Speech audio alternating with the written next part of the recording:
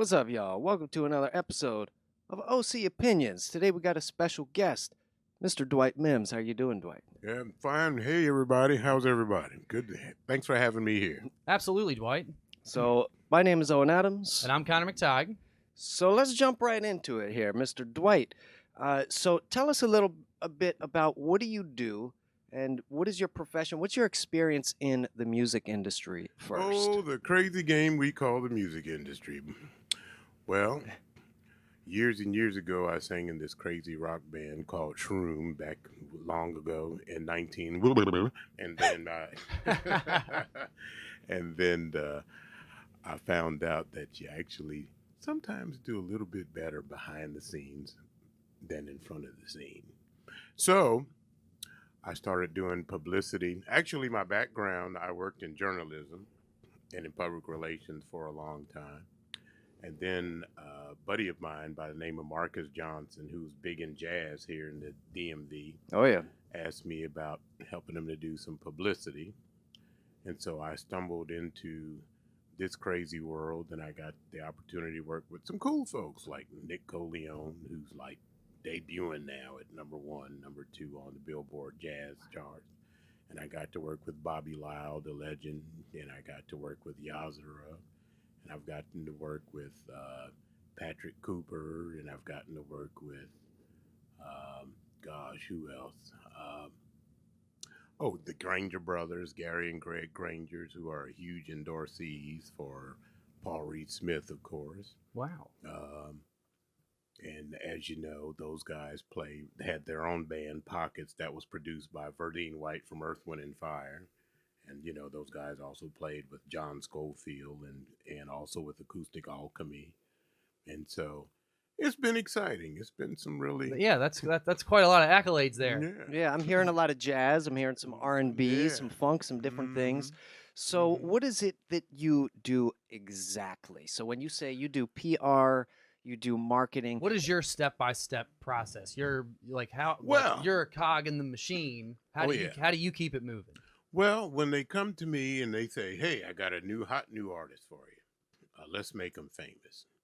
So, of course, we start with the mighty press release and the press kit. We write them a bio, of course, and we put that together. Now, when you say press kit, so we'll go one thing at a time here, if you don't mind. Press kit, back in the day, I remember when you used to have little pages and you'd have your pictures and your photographs and your headshots, and it would be in this big, like, physical folder. But nowadays, how has the press kit changed? Because the folks that are going to be watching this are going to be more, lower level independent artists. To the digital age. Oh, yeah. Right. Oh, absolutely. Oh, yeah. So how does that work electronically now? Well, now you're going to take a picture of yourself, which is easy nowadays, and you upload with your bio and, your background sheet, on what's going on. And even some of your music. Now, because it's so much easier to do that, are newer artists, do you think that any of them are getting lazier with their press kits because they're so much easier to make? Like the technology's right there. Do you think they're putting less time and effort? Because I remember back in the day, in order to get a press kit done right, you had to call your friend who was a minor in photography and get some free time out of him and go to a place where there was a street light at 3 a.m. Like, just get your right shots because you wanted it to look good when you went to these clubs. Now with all the photo filters and everything, it seems like you can do all of this in your backyard. Absolutely. None of that effort that you needed is there anymore. Well, I always tell people, here's something that's very key, is that you need both. You need physical copies, because you never know who you're going to meet at any given time. And always keep them in your car, in the trunk of your car, because you never know who you're going to run across.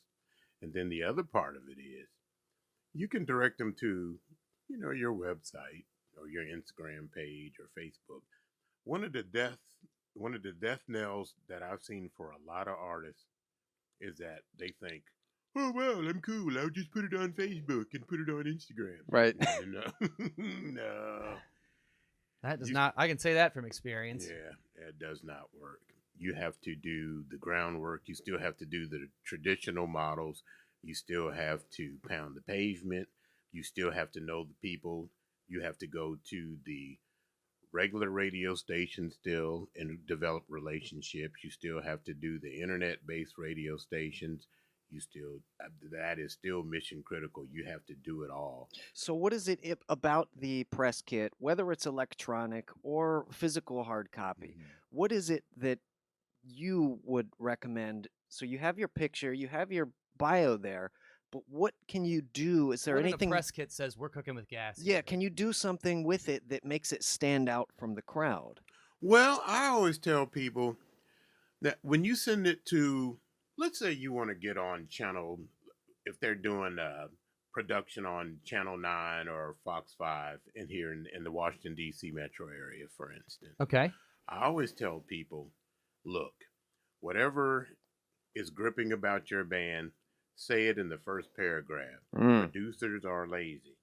I used to be a producer too. So, they're going to read because you're getting so much stuff coming across and they're bombarded.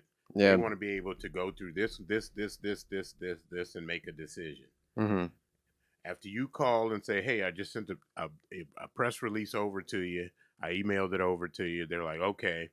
And then when they go to the production meeting and sit down, and they say, well, what do we got? Such and such and such. Okay, well, it's Quiet News Day. What do we have entertainment-wise? Oh, well, we got this right here. Oh, okay, well, let's get them in. Let's give them a call. They want to do that very, very quickly. And so, what do you do with that first sentence or that first couple of sentences? Say we have a progressive jazz fusion act. Like, do you want to mention the You genre probably don't want there? to be too busy with what kind of genre you are, because if it sounds like you're a bunch of different fusions, they'll be like, well, that just sounds like, Yeah. how are we ever going to get this on Yeah. our show? The people aren't going to Right. respond to this. So let's say let's use a good example. Let's say that I am celebrity jazz aficionado Bobby Lyle. Alrighty. Is coming to town. And Bobby Lyle, first sentence, Bobby Lyle will be performing at the legendary Bethesda Blues and Jazz Club in Washington, D.C., Friday at 7 p.m. to 9:30 p.m. Tickets will be blah, blah, blah, blah, blah, blah, costs. The legendary jazz has played with such notables as the Crusaders, has played with Miles Davis, has played with such and such and such and such, So and just name like- dropping is definitely a big thing. Oh, for absolutely. So it does a lot of times go back to who you know. Yeah. Absolutely. Yeah, it's not, Because- hi, my name is Right. Owen Adams, and I am a piano player, Right. No, You definitely have to do the name dropping because they definitely they want to know they can sell tickets. Right. Right. And TV wants to know that they will get ratings. I'll give you another example of someone. I have a client. He is the world record holder for skip roping. He actually challenged Floyd Mayweather for charity, and Floyd turned him down. But he has trained all of the Baltimore Orioles. He's trained the What, he's a GW. personal trainer? Okay, he's a that's celebrity his- trainer, Right. Mm. And the first thing you put on the press release is, "Hey, celebrity trainer Kenny Jump Rope, Dr. Jump Rope, is available for interviews, and he wants to talk about, how to stay in shape and just a fun feature piece. And he's absolutely incredible." And so, they look at it, but the key word they key in on is celebrity. There Okay. you go. Because when you say, well, So buzzwords are a big thing too. Oh, Your absolutely. vernacular when you're writing this absolutely. is paramount. Is critical, and you have to be very cognizant of that. You have to do that. You absolutely have to do that. Well, wow, man. There's Mhm. just so much like amazing information in there. I've learned so much just in the first 30 seconds Yeah. of this interview. That's great. And thank you for coming and sharing your Oh, knowledge please. No and joke. Oh, no. especially coming in person because Oh, I'm just no. starved for face-to-face human Oh, interaction here absolutely. too. So, Yeah. And then the other part of it is, and I say to artists, and I see it so much, and it just makes you crazy. Mhm. Please, please, please, please copyright your stuff. I have a shoebox of wonderful music that will never be heard by the world mm, because it was never copyrighted. and people will not touch your stuff with a 10-foot pole. As in, it can't be used, or somebody else could have already taken something from you and copywritten it themselves? That too. I've seen that happen. People take your music, Right. and then you say, well, my buddy Earl, yeah, well, So you go to an executive, and let's say you get in front of, I've had this happen, horror story. You get in front of a big time executive, and the label's like, wow, this is awesome. And then they say, okay, I can't give it to you right now because such and such has it. And then they're going, why are you wasting my Yeah, time? who do we send the royalty check to, bro? Right. Well, if we can get into copyright a little bit later, I still wanted to go through the PR thing. If we could finish up on that real quick, sure. we'll circle back to copyright and do a whole thing on that, because I know that's a big deal. And then the other part of it is, even on the public relations side, though, but one of the biggest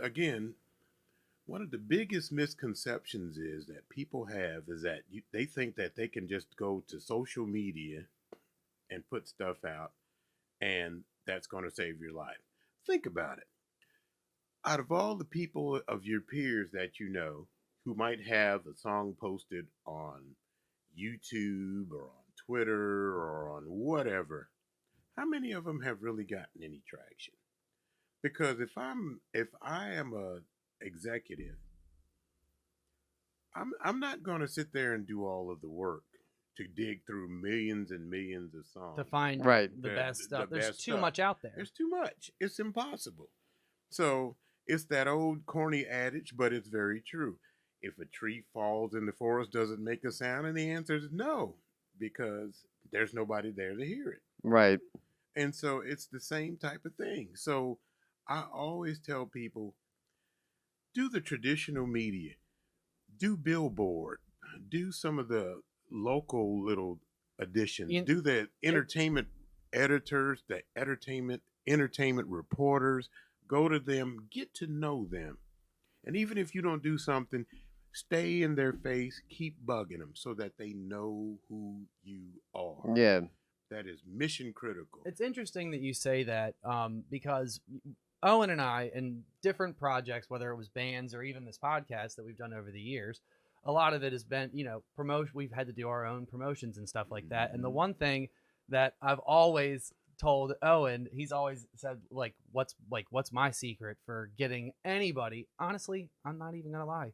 Personal text messages, individually to the people. Like, I've got 1,000 people on my phone, but even if I haven't talked to you in 5 years, if we're still on good terms, even if I haven't seen you in 5 years, sure. Hey, I know I haven't seen you in a while, and I know that we were always talking when I was doing this entertainment thing before. By the way, I'm doing a new thing. Here's a link. Check it out. At the very least, they appreciate that you thought more about them than just putting them in a mass tag on Facebook. That is more important to somebody than being part of a mass. Nobody likes being part of those mass tag things. No. You feel like you're part of chainmail at that point in time. I do not like doing mass tags or things like that for just that reason. So yeah, I'm really glad that you said that.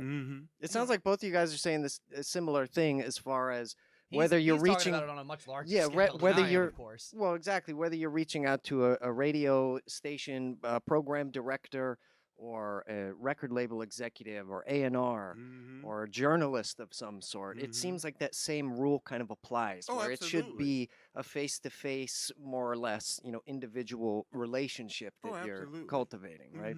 Oh, absolutely. So we have our press kit, right? We've got our electronic kit. We've got our physical hard copy kit.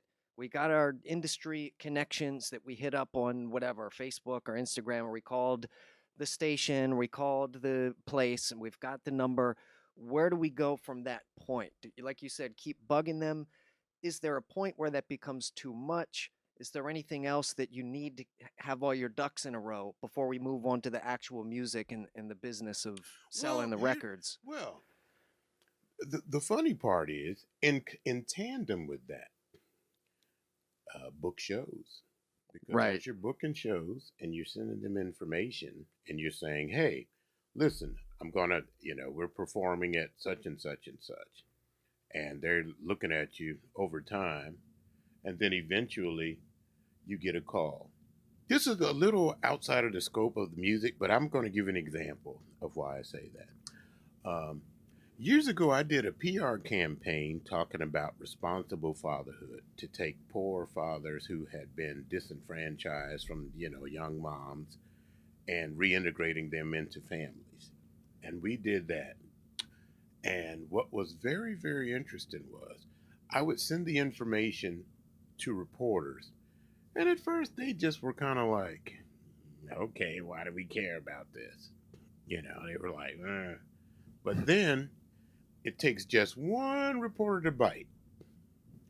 And I remember in that particular, who bit? CNN. Wow. There you go. CNN.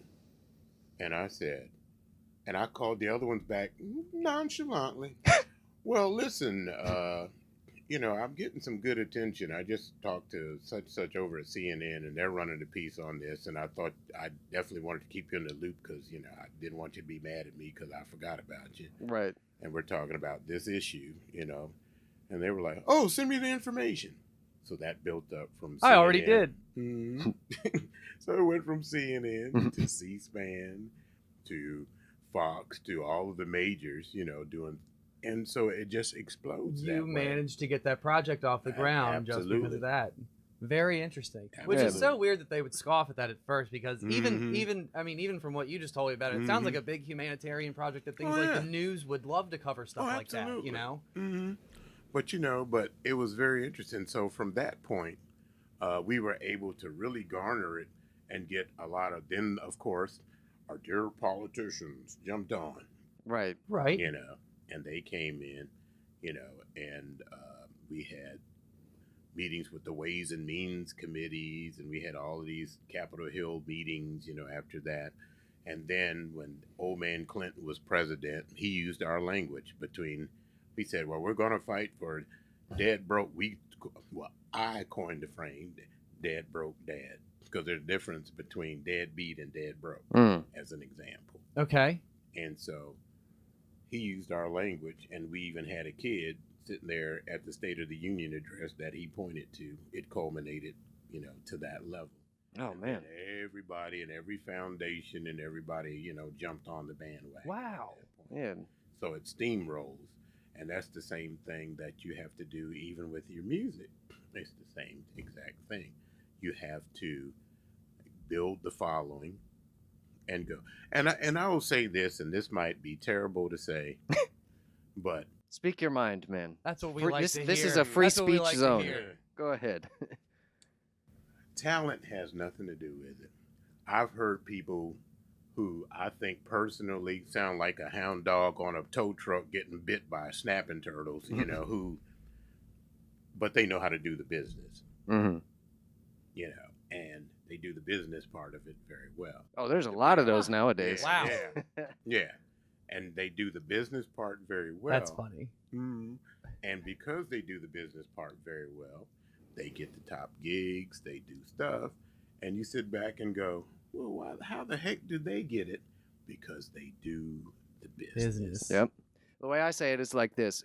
Musicianship is not a meritocracy, but the business side of music is a meritocracy, right? The better you are at it, the better you will do. Not so true when it comes to just playing your instrument. Right. Just because you can play well doesn't mean you're going to have success in the field. Oh, absolutely. But you don't have to play that well. If you know your business, you can still make money and do relatively well. Oh, yeah. And but I think at the root of what you're saying is with the fatherhood event and all of that taking off. It sounds like you have to start from somewhere. You have to have an event, right? And so that's so crucial because people, especially nowadays with the pandemic stuff, it's like, oh, I'll just do a live stream. I'll just post a cell phone video up, a little 5-second clip of me noodling on the keyboard or something. But like those live events are so important and so crucial nowadays, right? And then that becomes part of your press kit and part of your how you market yourself because you now have an event where people can go and attend and see you and spend that money. And so you mentioned you did booking too. So walk us through that now. So it sounds like we have kind of covered a lot of the PR stuff. What do you do to actually get that gig? How do you establish that same level of relationship with a venue? Getting that money out of the gigs. Oh, That I know. Like I said, Woo. that's the hardest thing to do. That's the hardest thing to do. oh yeah. And even, and the interesting part is, even with name folks and big time folks, Mm.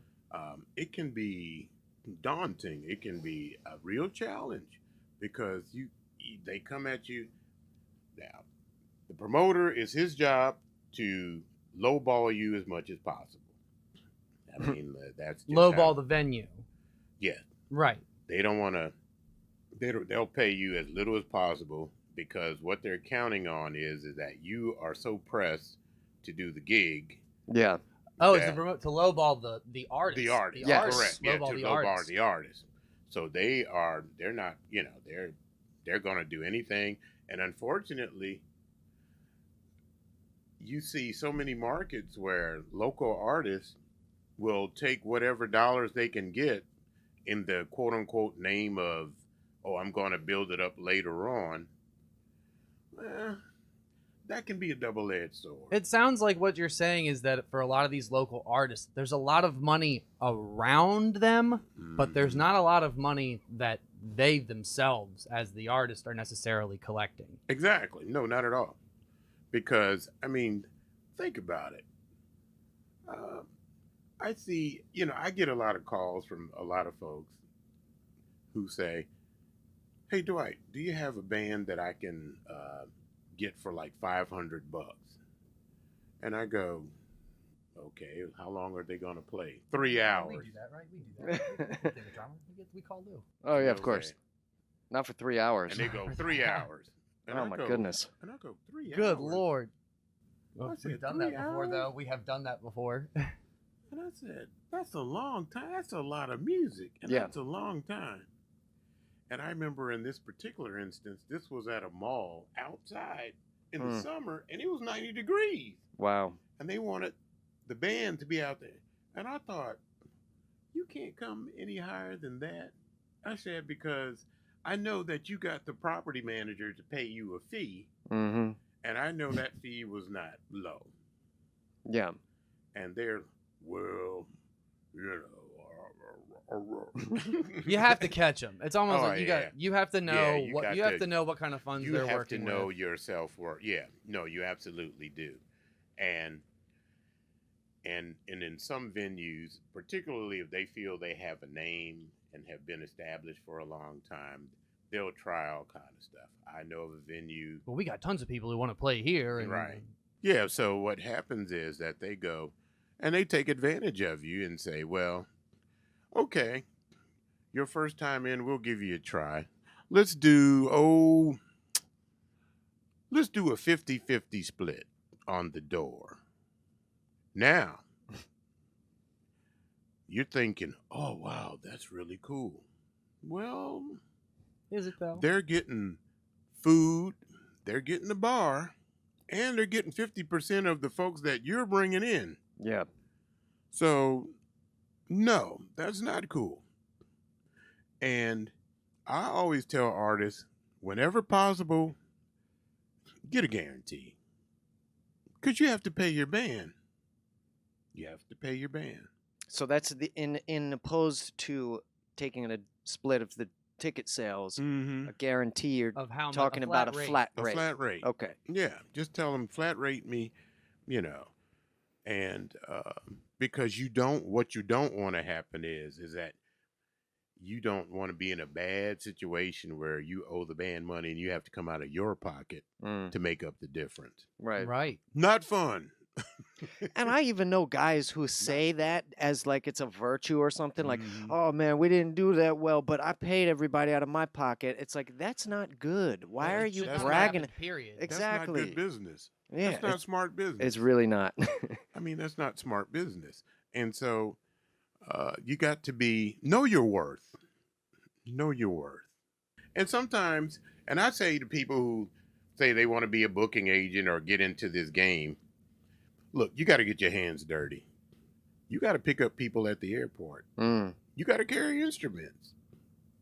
If there's something missing and there's some masking tape that they might need because, one of the speakers had a short in it, you got to run across to the CVS Right. and go get it. Oh man. those are the things people. My brother, oh, excuse me, who came in, who wanted to come into business with me at one point. Bless you. Yeah, he cracked me up because he saw all of the glamour, but I told him, I said, okay, well, you got to come and you got to do some work, man. You know, Wrapping cables, yeah, I'm doing all of the stuff, ripping the duct tape off of the extension cords. Exactly, Right? you got to do all of that stuff. I mean, you know, whatever needs to happen, you got to do it. That's your job. And a lot of people have that misconception that it's going to be all fun and games, and it's not. You got to get dirty. You get your hands dirty. You got to carry instruments. And if you're the booking agent or the manager, or if the manager says, hey, we got to make the call out the time, and you're trying to make them pack up 10 minutes, you know, and they're 5 minutes, you know, you've got to do it. That's your job. That is your job. And it's not cute. And there's a lot of late hours. There's times I've had to pick up artists way down at Dulles at like 12:31 in the morning because they caught the red eye from California. You got to go pick them up and take them to their hotel. But then after you've done all that dirty work, how rewarding is it to see that packed venue? There you go. There you go. To see the sold out show, you know? It sends chills down your spine. I remember I did a huge gala for the grand opening when Marcus Johnson had his studio, and we had everybody on his roster, and I single-handedly, and it took weeks to put that thing together because we had to get permission from Silver Spring to put a tent up in front of the World Building on Georgia Avenue in Silver Spring, Maryland. So we got tents and to coordinate that. And then you had to,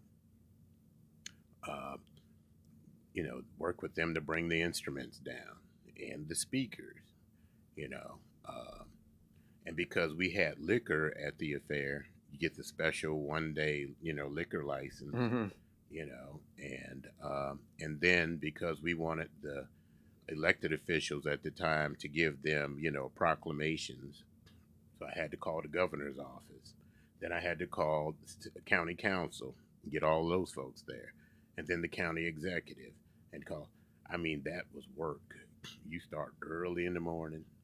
But the cool part is by the time it's over, you sit up that night, you can't sleep because you just feel so doggone good that you actually pulled it off. Right. You're high on your own adrenaline. Yep. So there's no feeling like it in the world. There's no feeling. And even when they're performing and you're backstage or, you're right there, just caught up in the throes of the music, it makes it all worth it. I mean, if you love what you do. Yeah. If you love what you do. It sounds like you really do. It sounds like you are so willing to put up with that harder stuff and getting your hands dirty because of that rewarding feeling you get at the end of it. Yeah. And dude, just thank you again. You've given us so much great. We put like 6 or 7 like bullet points of topics here, and you've given us about 79 different things to like. I'm gonna go back and watch this a bunch of times just for my own sake. Oh and no, like, absolutely. Yeah, that's incredible. Yeah. And so as we get ready to wind it down here, because I know you got stuff to do here. Do you want to throw in anything else? Any other advice for young artists? I know we briefly touched on copyright. Why is copyright so important? What do you see young independent guys doing differently? What should they do to get to that next level? What I would like to see, I kind of echo Prince and what he said before he passed away. I see a lot of, particularly some of the folks who get into the hip hop game, or they try to rely on just, the boards. Learn to play an instrument. Because even some of the bigger folks, when you talk to Dr. Dre and when you talk to people who have been big time producers, Harvey Mason Jr., some of these other folks who are out there with some of the mega names, guy I've worked with, Rich Shelton, who's a friend of mine who produced for Ice Cube and has produced for Christina Aguilera and produced for so many folks, they'll be the first to tell you, learn instrumentality, learn to play an instrument, because it's the difference between making a cake in the microwave and making a cake from scratch. Yeah. And doesn't it also help Yeah. being able to communicate with your other players or Exactly. producers? Like you Mhm. sound like you know what you're talking about when you're like, Yeah. oh wait, that part's a C sharp, not a Mhm. C. And if you Exactly. know stuff like that, Yeah. And you can that's get good music in such a more efficient way. oh, absolutely. And the thing, and that's one of the things I would say to, I say to my own son, he'll be 13 in October, and Daddy, I want to be a rapper. I said, okay, learn to play the piano, we'll talk about it. Mm. I said, learn to play the piano, we'll discuss it. I said, but I'm not going to send you into some studio and you just think that I'm just going to like bop, bop, bop, bop, bop, No. Yeah. I said, you got to be creative. I said, because what's going to happen is we're seeing a trend now where the music is coming full circle again. Yes. We've seen where, during the 70s and into the early 80s when music programs and when old man Reagan was in and he cut out a lot of the bands from the high schools and chamber bands and concert bands and all of those things, choral bands were cut out, and they pulled funding from that from so many of the high schools, that now we're seeing a trend now of artists that are instrumental. And, and not only just instrumental, they can do other things. They're versatile. They can act, they can sing, the game is now changing a little bit and going back up. People forget Drake used to be on Disney. Yeah. Nickelodeon. Yeah. Yeah, you're right. Nickelodeon. Yeah. I said this. Yeah. He was that little boy in a wheelchair. Yeah, he sure was. Yeah. So Little they could Jimmy. act. Mm-hmm. And Justin Timberlake was on stage. He did production stuff. He was in the Mickey Yeah. Mouse Club He sure was. with like Britney Spears and a couple others. Yeah. So I mean, that stuff. So you have to be able to elevate your game. And what I would like to see for some of the folks is to learn, first of all, educate yourself. Know when you walk into a radio station, know what power rotation is. And a lot of them don't have a clue. And know what power rotation is. That's me and Connor's reaction because neither of us know. Yeah. Ah, Yep. Oh, Yep, yes, there of you go. course. No. See, Why power don't you, rotation for the is folks when, watching, explain it for them since Oh, they yes. probably don't know. right. They How- don't. yeah, power rotation is when you, I'll give you an example. Jay-Z and Beyonce, need I say more? If you ride down the highway and they're on syndicated radio and you ride through whatever state, if you drive from here to Atlanta and you listen to one station or one of the affiliate stations, let's just say, for example, Radio 1, you're going to hear their songs played over and over and over because they're in power rotation to be played.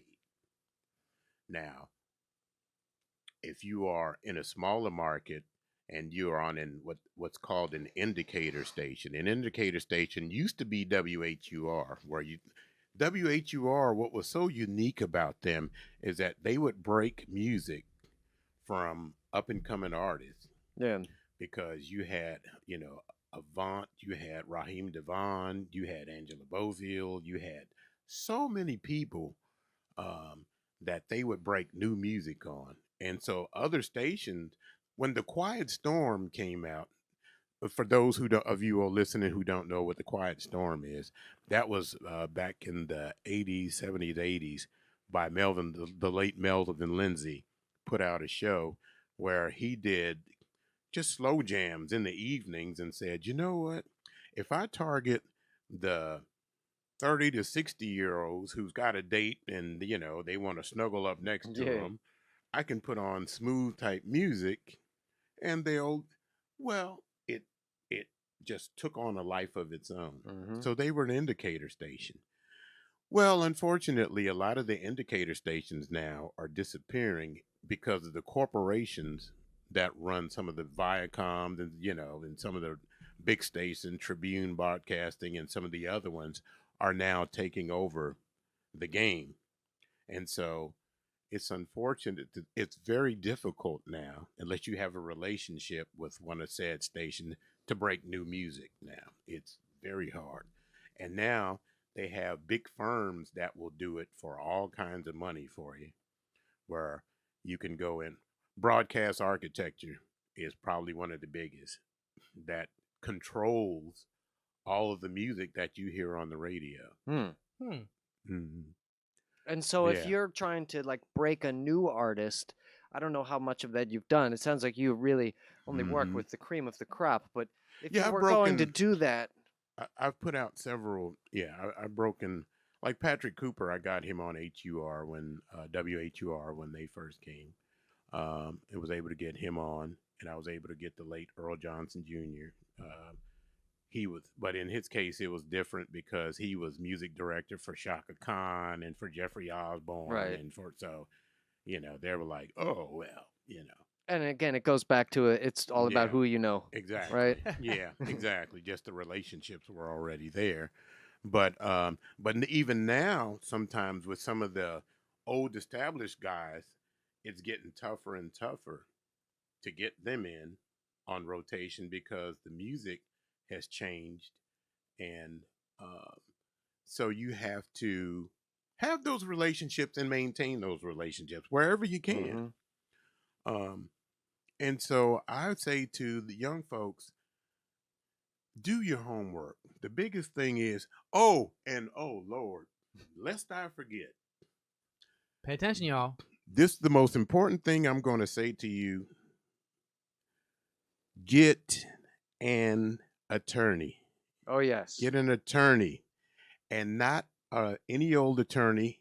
Get an attorney versed in entertainment law. It is a different animal. We have said that on our show before. Please, please, You are preaching to the please, choir. please get an entertainment attorney. I have seen horrible, horrible, horrible things happen to people who have gotten scammed, where the most popular one, of course, is the label comes to the artist. Well, look, just sign this, because these attorneys, they're just going to keep going back and forth with this contract, and they're just trying to get more and more money out of both of us. Just sign it, and if there's anything, we'll hook it up later. Bad move. Bad move. Very bad move. And of course, the artists sign it because they're like, "This is my big Oh, break." This is my big And break. this I is want to taking do forever. it. Yeah. Yeah. Oh my God. Yeah, you can't do that. And of course, I'm sure they butter you up and stuff. And Mhm. here's the keys to your Mhm. brand new BMW. Thank you. You signed your soul away. I tell people, lest we forget about old TLC. Mm. Mm. Mm. What was their Give us a refresher. Well, now, good old TLC. #1 girl group in sales of all time. Right. But old Babyface and L.A. Reid beat them out of their money because they signed a bad contract. Long story short. There you go. Oh man. Bad. Naughty. Something you won't hear about now, No. but it's a thing that is Mhm. well known, especially in the business community, Mhm. as I'm sure. Oh, yeah. Oh, and speaking of which, they're going to put a new headstone this weekend, the 29th, on Lisa's? on Lisa's tomb. Yeah. Really? Yeah, they're going to put a new headstone on with waterfalls on it. Oh, nice. Yeah. This guy named Cemetery Tim, who did Easy E's thing, they're going to do a unveiling for the family. So should be That's pretty wonderful. cool. Yeah. Real cool stuff. And so, yeah, just an insider tidbit that I think Amen. that. Well, Thank you just much. I have one Mhm. final question for you on your Mhm. copyright issue, Mhm. and then we can wrap it up. And I want to, have you say if you have a website or anywhere where people can go if they want to like hire you for PR or something potentially. If you're soliciting we'll services. plug you too. Oh, of course. You're not just here to plug Oh, us. yeah. Dun, dun, dun. Yes, after all, this is the #1 largest Bible-based music business podcast, so Right. we may be, we may have some new clientele for you. Right, all But right. but the final question on copyright, because we pretty much covered a lot of the important stuff Mhm. here already. my final question on that is, people think you can take your CD and go to the post office and mail it to yourself, and that counts as copyright.